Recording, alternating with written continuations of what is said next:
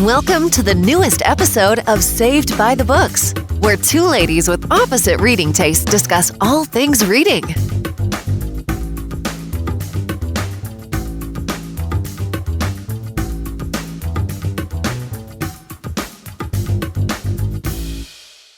Here. Hey guys, what's up? And welcome back to another episode of Saved by the Books. We're back with a book discussion because we had a buddy read for the month of September. Yeah. So yeah, we read I Owe You One by Sophie Kinsella. So we're just gonna basically talk all about this book. I was about to say, I feel like we owe you guys one. Yeah, because sorry. Wow. Yeah, so I feel like this goes without saying, but this episode is gonna have spoilers, so don't listen or watch it unless you have read the book along with us or you just don't care. Right. Because yeah, we're gonna basically talk a lot about this book. Yes. I will start off by saying that I am a huge Sophie Kinsella fan. I've always been. I read her college and on. I haven't read her most recent books until now, but yeah. The only one that I had read before this was Finding Audrey, and I liked it okay. It was fine. It was a book. Yeah. I felt like it had a good reason to be published. Yeah, I did all the Shopaholic. Yeah, so I really liked those just because they were witty and they were funny and ridiculous, and I feel like I've kind of missed that boat. Like I'm just kind of like I would have read it if I had been reading like as they were coming out, but like now I'm just like, oh, right. And that's when I kind of read them, was when they came out before the movie, all that type of stuff, and then you were like looking forward to like what was gonna happen next. But yeah, I Owe You One came out in January, and it is about a girl, a woman I guess, who is in a coffee shop, and this guy asks her to watch his laptop because he's gonna step outside to take a phone call, and something catastrophic happens, and she just has to save it. And she has to save it, which I said this when we first introduced this book. I did see like a meme going around that was like, you asked me to watch your stuff, but like that's a lot of responsibility. Right. Like what am I supposed to do if somebody comes up and like tries to steal it and stuff? So like I felt like that was kind of fun, but then I think it went too much each time. Yeah. Because it went over and over. And if you didn't know, her name is Fixie.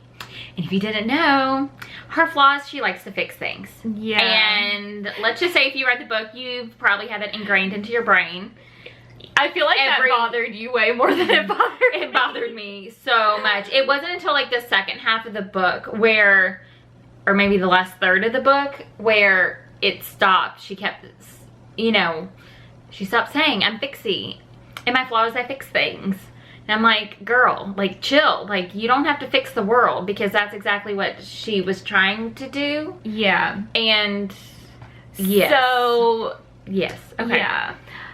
Starting at the beginning, I ended up giving it 3 stars on Instagram, or not Instagram, on Goodreads. Purely for like the last 100 pages. Yes. Because before the last 100 pages, I was ready to DNF this book. I was like, I don't know if I can do another page of these characters. Yes, and I almost DNF'd it probably in the first 50 or so pages. It wasn't actually until because Paige updated her Goodreads and everything, and it wasn't until you hit like right around, I think, 300 and I saw like a complete switch, and I was like, oh my gosh. If Paige sees something valuable, then let me see what actually happens. Like, I don't know, I have been really enjoying lately going on Goodreads and just like making sarcastic comments as I'm reading books, or like just excited comments. And like, so that's been really fun for me lately, especially because I am the type of person, like I can probably criticize anything under the sun. Yeah. I can take something that I absolutely love and tell you a lot of things that are wrong with it. So it's fun for me. Yeah. But yeah, this book, like her family drove me absolutely insane. Like, I wanted to throw the book across the room. Well, and I don't know how they actually came from the same family. Yeah, I don't think they're from the same gene pool. They at aren't. all. There's They no can't- way. There's no way they can be. There's no similarities. Like, and I like think the sister and the brother. The brother is Jake. The sister didn't bother me as much. I mean, she was very like earthy and la yogi, and I'm like, I can kind of deal with you, like new age person, but Jake the brother, Okay. I just wanted like, I mean, that was a whole different story. But the sister, so she's very like new agey, like Yes. Becky said, but like also she's on Instagram, and so she's kind of like, Well, yes. leaning toward trying to be a social media influencer, and I was like, oh my god, if I ever am like this, please tell me. No, you were nowhere near like anything. And that's the thing, she wanted to turn, okay, their family has this like little corner store type of thing in London, not in Notting Hill. So let's make that clear, because that is made very clear. It's not Notting Hill. That's okay? made very clear in this book. It's just not, it's not the Notting Hill family deli or whatever. No, it's for normal people. Yeah, So rational regular humans. average people that won't spend $100 on olive oil, because that part was like, really? I actually legitimately want to go find $100 bottle of olive oil. Oh, I'm sure we Like, can find it. If I had disposable income, like, I would do it. Right. I would go and buy $100 bottle of olive oil and like see how much of a difference it is from like the one from the store, because I don't even know what brand the one is from the store that we get. Yeah, sometimes I'm so bad. I'm like, let me just get the generic brand. Yeah, I But, don't even know or care. But so she's kind of left in charge kind of running the family store, because her mom decides to, you know, go to Italy and, you know, kind of try out the retirement life. And so she's the main one that's taking care of the store, but then her two siblings come back in the picture to help run things. And for those listening, I'm doing a massive air quotes. But Jake, he's trying to push, and he thinks that they can get Notting Hill clientele with $100 olive oil, and I don't even know what else, because they just can't. He is the, like, this is within the first 50 pages, and he is the most, like, arrogant, Yes. but, like, he has no reason to be arrogant, because, like, I feel like a lot of guys who are arrogant, they're typically, like, good looking, or they have like a reason that like they're arrogant about themselves, but he is like just a total poser. And he, like, I don't even know if he's good looking, because I don't remember any descriptions of him, and I don't really care. No. But he is like the most despicable person in the world, and I swear to God, if my brother was acting like that to me, to my face, I would be like, this is about to be like when we were little kids. Like, and that's what some of it kind of felt like that bickering that goes among. And she kind of was yeah, and like fixie, they never grew like, out of like right. the bickering. Well, and then the sister, we said, you know, already the whole new age thing, and she wants to start a yoga class in the middle of this like little corner store, and I'm like, how does that even work? And so it kind of throws off the whole dynamics, and like their regular employees are gonna quit and all this type of stuff. But then, and so basically then her mom has a heart attack, and her mom is gonna take time off from the store, and so instead of putting Fixie like pretty much solely in charge of it, because you know Fixie's the one who's worked in the store for years, has a full-time position, has a role in management, and her other kids just kind of like float in and out every now and then. Instead of putting Fixie in charge, she pretty much gives every member of the family like equal say in how the store is run, which makes no sense to me.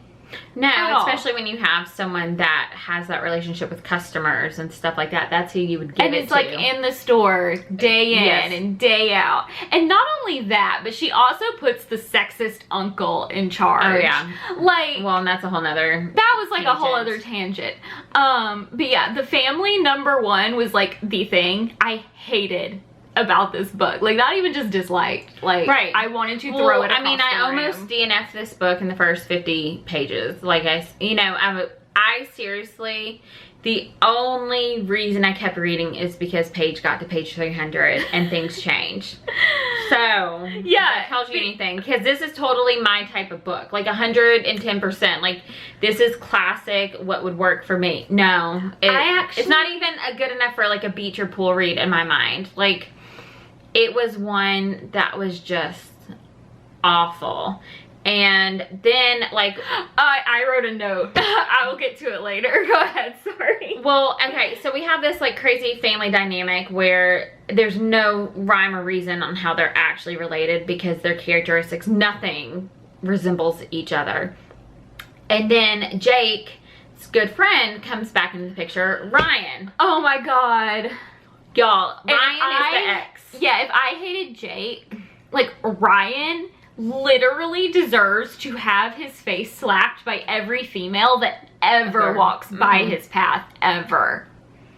Like, I mean, and Fixie's attracted to this. Right, and she falls for him all over again. Oh my god. And they weren't even really an ex at first, wasn't it? Just a it crush? sounded like, okay, basically what happened is that he was best friends with her brother and she slept with him one summer. That's what it was. And then apparently they slept together for like 2 weeks, which whatever, like who cares? But then he goes to LA to like live his dream. Not even his dream, but he goes to LA to be a producer. And yeah, this famous Hollywood producer who didn't graduate from anything. And yeah, he just, which we know nowadays you can, but well, he's like family nothing. Money, yes. And you know, whatever. And so he goes off to LA, but she has decided that she has these like deep emotional attachments to Ryan. And so he, like, I'm trying to think of some examples as to like what he did, but like he was just like despicable. Like if there was a man that will say anything wrong in a situation and he like doesn't. Ordered her around to like cook him dinner and like rub his feet and yeah, like, but then he would leave. And the cringy sex scene. Okay, so that's where I mean, it was page 127. We both commented, like, that was just awkward. It was the worst. My I said, I'm going to need both Jake and Ryan to just leave because I was over both of them. And then that scene. It was literally like the most awkward and disgusting sex scene I have ever read in my entire life. And I have read a fair amount of erotica on Kindle Unlimited. And I have seen some bad sex scenes, and that was somehow worse. Well, and then like she stayed with him. Yeah, like it was literally like all like. No, it's just Basically, he wanted her to like puff up his ego the entire time, like tell him all about how like she had a crush on him in like middle school, not elementary school, like middle school and high school, and like different times that they interacted and like what she really thought about the situation, and just, like even to the point where like she was like talking about like his muscles, and like it was just no. It was like the worst thing ever. And so then he's done, and that's just the end of it. And then he just leaves and is like, bye babe, talk to you later. And so you might be wondering that now that we're 12 minutes into this, we still haven't really talked about the romance for this I know, that's book. what I want to talk about. Like and that's because it doesn't really take up a lot of the book. No, Most of the book is her family and Ryan. And how awful the whole thing is, and that she fixes things. I'm sorry, I can't. That bothered you so much. It did. God. Like, I'm fixie, and my flaws, I fix things. She said it over and over and over again. I'm like, girl, we got this. Like, oh my god. You don't have to actually say what your part of your characterization is. I'm like, we get that you try and fix things. Like, okay, so the romance is between, I guess romance is between her and Sebastian, or Seb. That's the guy in the coffee shop. Where so he writes like a little note on like a coffee sleeve and is like, I owe you one, and he signs it and he gives it to her. And then Fixie has to fix things. Yes. And so in her IOU, because he's actually like pretty successful business person, isn't it, with marketing? He does like investing. Okay, I'm all over the place. It's some business thing. But she's like, well, I want you to give Ryan a job. So she's not even the IOU for herself. Yeah. The IOU was for this horrible, despicable person. Even in that situation, because it just seemed a little weird because Sebastian had a girlfriend, and like it was very, like, there were just, like, little things. Like, his look was, like, lingering on Fixie, like, longer, and, like, just, like, I don't know, it's like an undertone of, like, I'm attracted to you, but, like... But he had a girlfriend, so, like... I don't know. No. Any guy I interact with, I don't like think of them that way ever. So I don't know. But yeah, so she uses her like favor to get Ryan a job because Ryan failed at being a movie producer. Shocking. Which is one of the other things, because literally Fixie spends like probably 2 hours of like an entire like scene. It felt like 2 hours anyway. Like talking about how she's sure he was a fantastic movie producer and they just don't know what they're getting rid of and like all this stuff. And I'm just like, oh my God. This guy is horrible. I'm really mad I cannot get my Goodreads to actually work. Oh, maybe I can pull yours up. Well, you probably should like leave yours because just in case. I know that. But yeah. It was just, and then of course Ryan fails at that job. But he says he no longer, I had to turn off my Wi-Fi. He says he can like prettier than ours. Yeah, I know. He says like that Sebastian was just jealous of him and all this other stuff, and so he just got rid of him just out of spite and all this. And we learn later on that that's not actually true. It's basically Ryan harassed most females in the office and even had relationships with them, even though he was going home and literally most nights. Yeah, and like she was basically, they were living like a married couple in a way, because she was like doing his laundry, you guys, and cooking him dinner, rubbing his back. Right. I mean, like, it's just no. Like, I'm like, dude, I didn't do Cody's laundry until we were like married. Like literally. And even now, sometimes we end up not doing each other's laundry. Right, just because preference. Yeah. And so yeah, it's just insane. So I did all of my updates with percentages. And so at 23%, I said Ryan and Jake are both twats and Nicole needs a dose of reality. If you hit, you can see page numbers. So page 111. I don't know what was happening there. And then I'm guessing this was a sex scene because it's page 124. I said, seriously, this is so awkward. So just FYI, if you actually are interested in this book, just skip pages 124 to 127. It's not important. I'm like tempted to be like, just rip them out. And that's me, of all people, saying to rip out book pages, because we all know I hoard everything and like value books, but this is, I don't know what was going on, but on page 161 I said, I am so not joking. If I were Fixie, I'd throw my hands up and say F all of you and never speak to any of them again. They are all giving me a headache and I can't even actually hear their voices. I'm betting that is like during a meeting. Yeah, it is, because Uncle Ned is involved. So it's probably their first family meeting. Oh yeah, so basically after the mom leaves, they all are gonna have family meetings to decide how the store is run, even though, once again, nobody actually works there full time except for Fixie. On page 164, so just like 3 pages later, I said, I hope Jake, Ned, and Nicole pass out from the wine they are drinking and sleep the rest of the book. Oh, this is where Uncle Ned brings up the diamond business, because he thinks that's what they should get into too. Oh yeah. So, and then, of course, on page 169, I said, I am currently reading this book at a speed of 50 face palms a minute while mouthing WTF over and over. Get out of there, Fixie. You can't fix this. I'm trying to figure out I don't even know what's going on. It's something. It's still the meeting. Like, still the meeting. And yeah, it is the meeting. Yeah, literally I didn't update again until I was on page 300, and that's when I was like, let the last 100 pages be exactly like the last 10. So I'm betting that is when Fixie and Sebastian started interacting.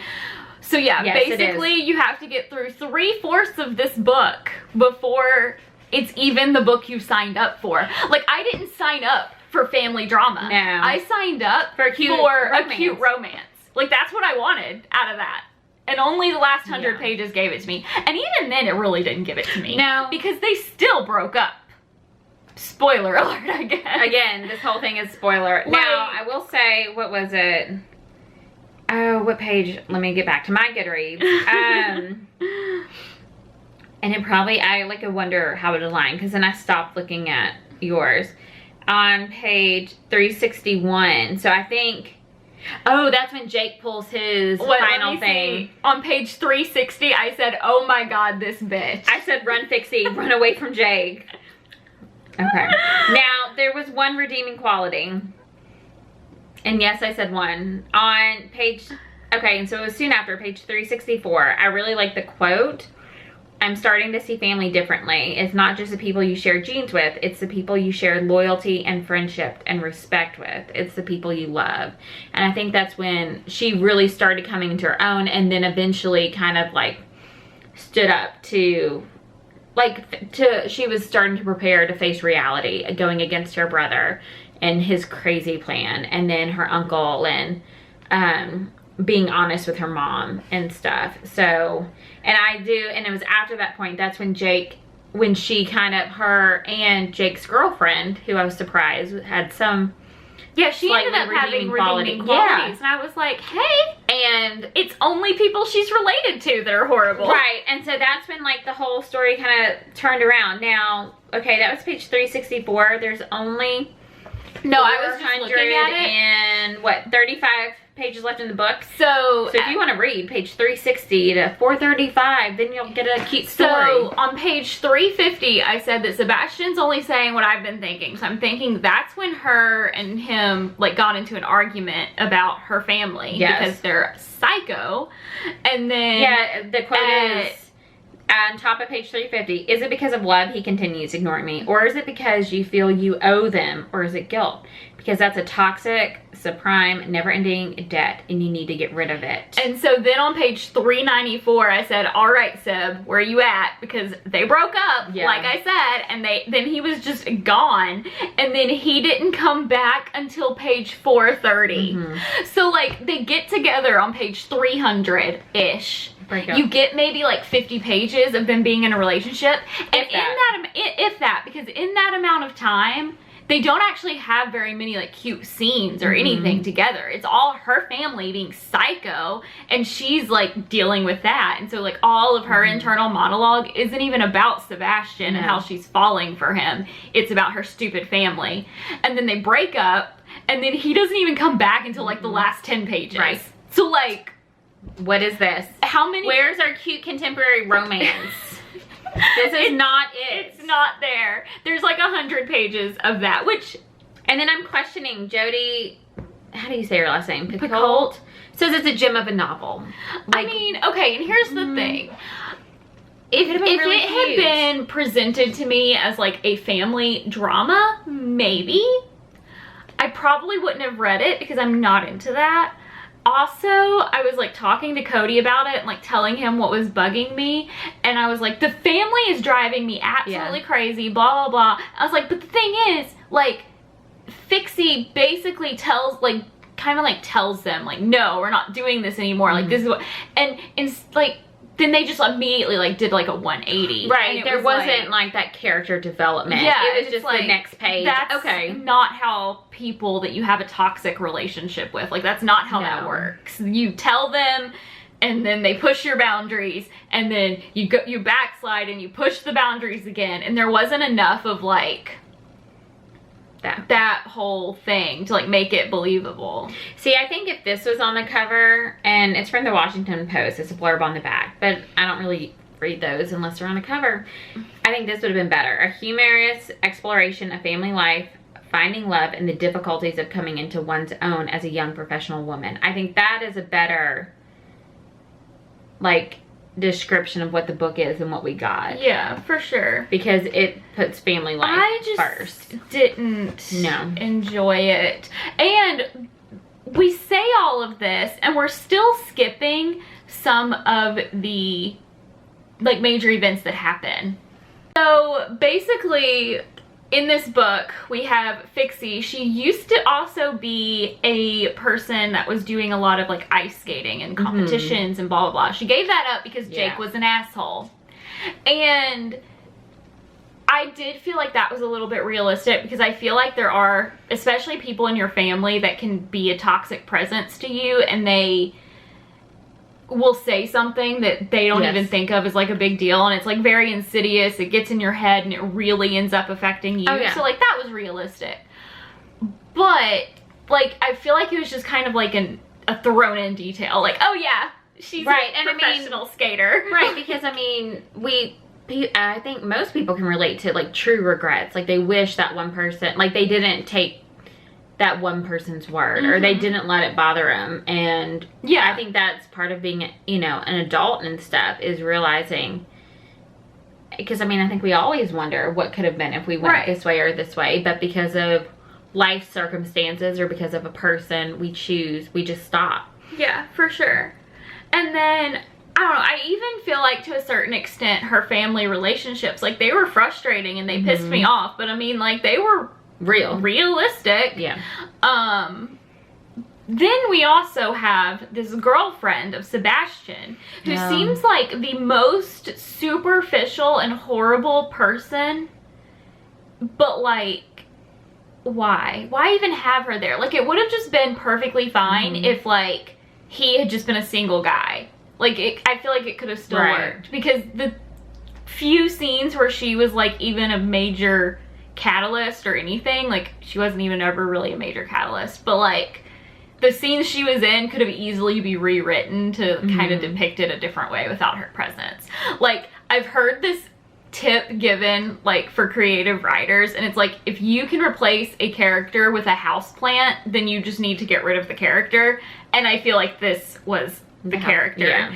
She was also like comically bad, like, and mean. Like it was like a very mean girl type of thing. Stereotypical mean girl, and yet Sebastian is with her and he loves her and he's gonna stay with her, but then when she breaks up with him, he's just like, all right, fine. And then like, so Fixie, you want to go out later? Like literally, I was not like, joking. That is literally how it happened. Like, he got a text on his phone that she was breaking up with him, and then he asked out Fixie. Like, I can't. And even then, that was after the whole him getting beat up in an alley and Fixie. Oh my gosh, how could I forget about that? Oh my gosh. Fixie was the only person that could call 911. And okay, and yeah, because she can fix things, y'all, and that's why she went. And then she showed up at the alley, but he's like even worse. Like, at first, how it was being described, I swore it was a homeless guy that was found in the ambulance, and that Sebastian was at home totally like, you know, just hiding from his bruised ego type of thing. But it literally just like, because he was hidden underneath things, and I'm like, is that a homeless guy? But no, they came back and just beat him up even more is what happened. Yeah. And he wasn't going to call the cops or his assistant. I mean, well, he was going to call his assistant. He tried to call his assistant, but it ended up like he accidentally called Fixie or whatever. And I mean, if somebody called me and they were beat up in an alley, I would call the cops too, and I would go over there. Like, it wasn't the fact that like she did that. It was the fact that it was just like out of the blue here. Yeah, it was just kind of like, oh yeah, here, because you didn't already have enough reasons to interact. Well, and that's the thing. It was like that. It just was truly an out of the blue thing, which I guess if someone gets beat up in an alley, like, or mugged in a big city, it would be in a really random moment. So I'll give her credit for that. But I mean, it was just not needed in the whole situation. Yeah. And then the girlfriend shows up.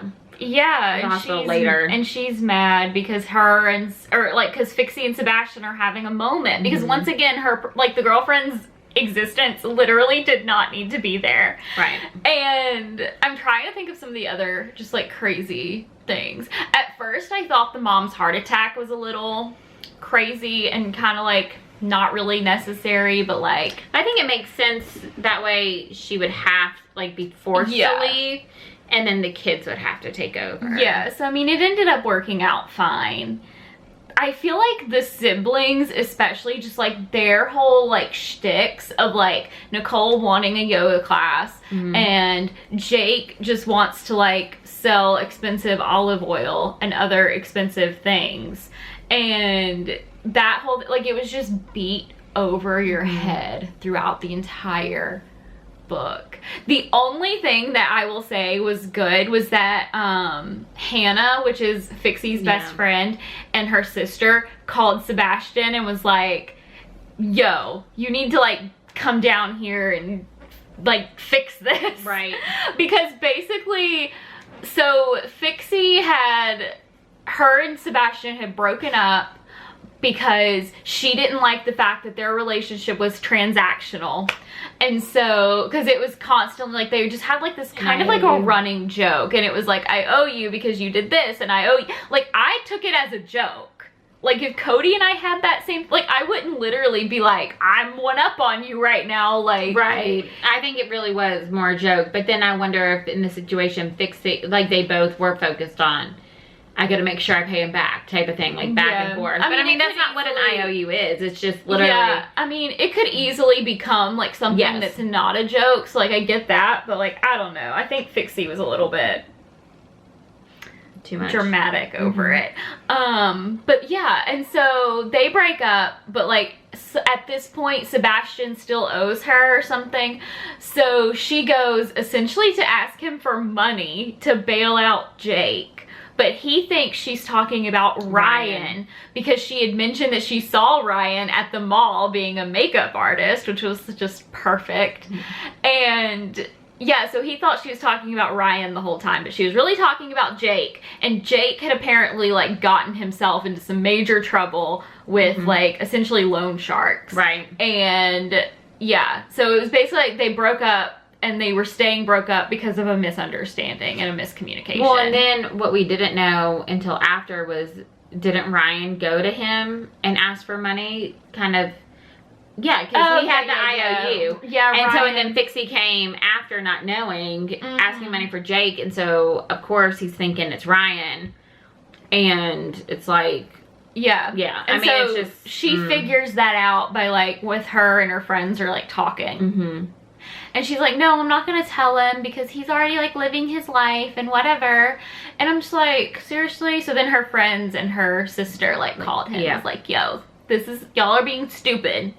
And that was, like, their shining moment in the entire thing. EXO. Right? That's the only good part. The only good part. And then I ended the book crying on page 135, and I don't even know why. I'm sure it's just because they got back together. Probably. And you were glad it was over. That's probably what it was.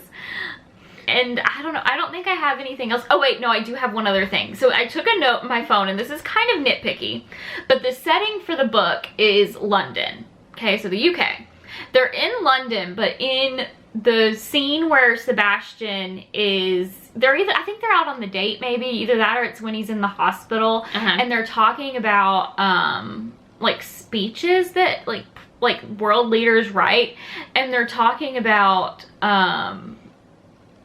like, the U.S. presidents. And, like, if, like, the U.S. president, like, when they come, like, to the office, like, the first speech they write is, like, is that in case, like, aliens ever come to the world? Yeah. And it's, like...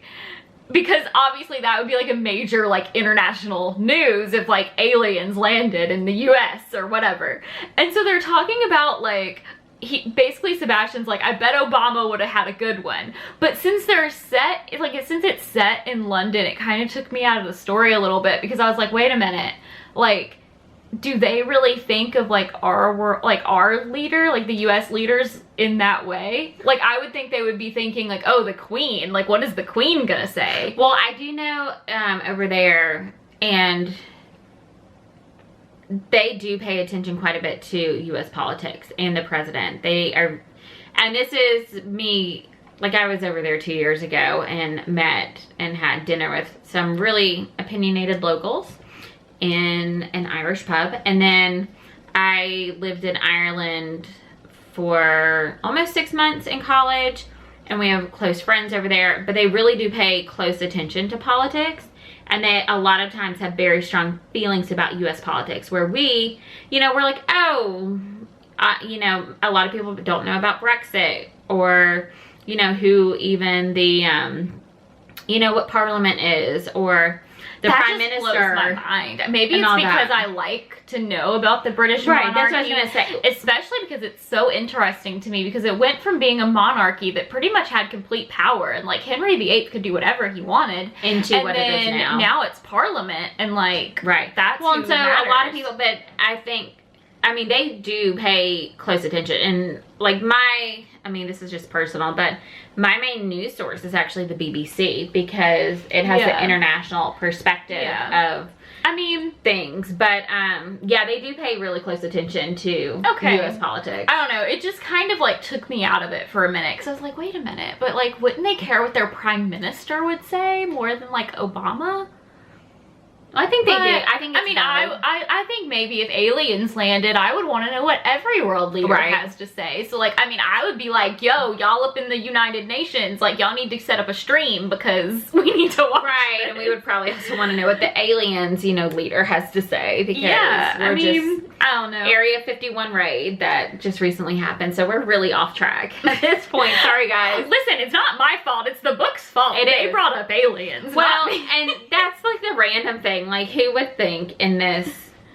I don't even know. Like, if I feel like if it was a book that took place in, isn't it Roswell or something like that? Like, I could see aliens brought up in a contemporary book, but no, not in London. I feel, unless we're talking about Stonehenge and the, conspiracies around I don't know. I actually kind of liked that conversation because it was just kind of like a regular conversation. Oh, yeah. It was just like a regular conversation and they're just having like a good time on Right, with no drama. And I also liked the fact that like after the date, it was dealt with in a very like adult way, I feel like. Whereas like a lot of YA would be like, are they gonna make out on their first date? Or like, you're a slut if you have sex on the first date or whatever. Whereas more like, it was kind of like a mutual understanding. She was like that Fixie wanted to go home with him type of situation. And it was like totally fine. So I did like that because there was no like self-slut shaming, I guess. And none of like her friends or anything. Like nobody talked about like slut shaming at all, which was nice. Also, another totally random thing that just happened and was a thread in the book was that her best friend Hannah, who really liked lists, her and her husband were trying to conceive, and suddenly he decided he didn't want kids because all of her lists overwhelmed him. And I felt like that was just kind of an extraneous detail that, or like plot line that could have been edited out. Well, I feel like there's a lot of those in this. Like, I think it should have either stuck to like the family issues or done the romantic side of things, like one or the other, and not try to do both. But then again, like, if I have a lot of stuff going on in my life, like, your life doesn't stop. Like, no, you'll still have stuff going on. So like, has been all week. The last I guess it was realistic that whole like side plot was going, and it really did make the side characters seem more real. But I think it was just like a yet another thing that was just like, I did not sign up for this. Like, what are we doing here? But yeah, overall, I don't know. I'm settled on 3 stars. Maybe like 2.5. See, that's where I think I am. It's definitely one I would actually get rid of, which we know me is not a thing I do. But because I have all the other Sophie Kinsella, I feel like it needs to stay in the collection, but never get picked up again. Yeah, I don't know. I'm weird, but we'll see when I actually move if I want to move this book or not. Yeah, I maybe would, like, if you didn't read it, now you're, like, really curious and you want to read it because you just heard us rant for 45 minutes about it. Library, 100%. Like, I don't think I would buy it. And honestly, I don't know. Like, I know that you have a lot of really pleasant memories involving Sophie Kinsella, but now I've read 2 that I'm just really lukewarm on. So like, I'm just kind of like, meh. I mean, there's just other things I would rather read. But yeah. Well, and speaking of that, other things we would rather read. And so we're going back to kind of traditional us, which is crazy saying from me. I had another thought for our group read. Oh no. So hold on, guys. Pause. All right, guys, so basically our first thought for the October buddy read was House of Salt and Sorrows by Erin A. Craig. This is a fairly new release. I mean, it just came out like a couple months ago, and I know so many of you guys have either already read it or like you're trying to get to it. So we felt like this would be a good book for October. But while we were talking, I had the thought of Serpent and Dove because similarly, that just came out. A lot of people are talking about it. So I feel like a lot of people are trying to read it. And both are good for October. And it's about witches. So, yeah, we can't decide. But yeah, I've heard this one is really like atmospheric and would be good. Even though it's like, to me, it's kind of a summer read because it's like ocean. Right. But like, I've heard it's like dark, like autumn. But anyway, what we're gonna do is we're gonna put up a poll on Instagram in our story for the day that this goes live. And we will let you, so basically just head over to Instagram at Saved by the Books Podcast and vote in our poll so that we can know what we want to read. And we will choose either House of Salt and Sorrows or Serpent and Dove for the month of October, and we will let you guys know on our story, and then also we'll mention it next week in an episode. So yeah, I think that's pretty much it. So I hope you guys enjoyed this episode. Don't forget to leave a review and also go and comment on our Instagram post about I Owe You One and what you thought, because we would love to hear it. And I think that's pretty much it. So we will talk to you guys really soon with another episode. Bye.